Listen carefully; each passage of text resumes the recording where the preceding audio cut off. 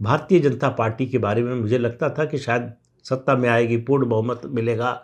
जब 14 में मुस्लिम वोट के वीटो को प्रधानमंत्री नरेंद्र मोदी ने तोड़ दिया तो ये लगा कि अब जो है स्थिति में बदलाव आएगा, लेकिन कोई बदलाव नहीं आया। और मुझे लगता है, मेरे पास कोई ऐसा सर्वे नहीं है, इस तरह का आंकड़ा नहीं है, लेकिन एक अनुमान के आधार पर कह रहा हूं कि पूरी पार्टी में शायद लगा कर कह रहा हूं, शायद 10% ऐसे नेता होंगे जिनके मन में हिंदू होने पर गर्व की अनुभूति होती हो। ज्यादातर जो है मजबूरी में हिंदू बने हुए हैं कि हिंदू के नाम पर वोट मिलेगा, मुसलमान वोट देता नहीं। अगर हिंदू के विरोध में बोलेंगे, हिंदू से अलग दिखेंगे तो हिंदू का भी वोट नहीं मिलेगा, तो न तो कॉरपोरेटर बन पाएंगे, न तो एमएलए बन पाएंगे, न एमपी बन पाएंगे। ये नहीं बनेंगे तो मंत्री कैसे बनेंगे, मुख्यमंत्री कैसे बनेंगे।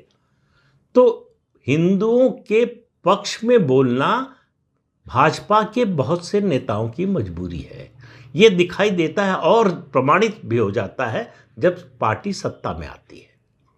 2014 में सत्ता में आने के बाद से इस बीमारी का इलाज करने की प्रधानमंत्री नरेंद्र मोदी ने भरपूर कोशिश की। काफ़ी हद तक सफलता भी मिली, ऐसा लगा कि सफलता मिल रही है, लेकिन ये लगा कि ये सफलता ऊपर ऊपर ही है, नीचे तक नहीं पहुंची है। इफ्तार पार्टियों का चलन बंद करा दिया उन्होंने, कोई अपील नहीं की, कोई अभियान नहीं चलाया।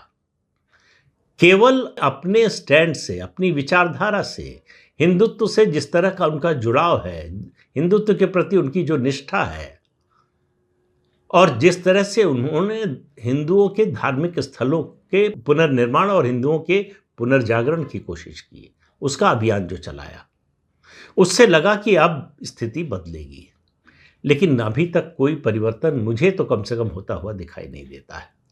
भारतीय जनता पार्टी के नेता, खासतौर से जो सत्ता में जहाँ जहाँ है पार्टी, वहाँ वो उसी रास्ते पर चलते हैं जिस रास्ते पर कांग्रेस ने 1947 से चलाया देश को। जहाँ धर्मनिरपेक्ष पार्टियां जिस रास्ते पर चलती है, उनको गर्व महसूस होता है अपने को धर्मनिरपेक्ष कहलवाने में, उनको शर्म महसूस होती है अपने को हिंदू कहलवाने में।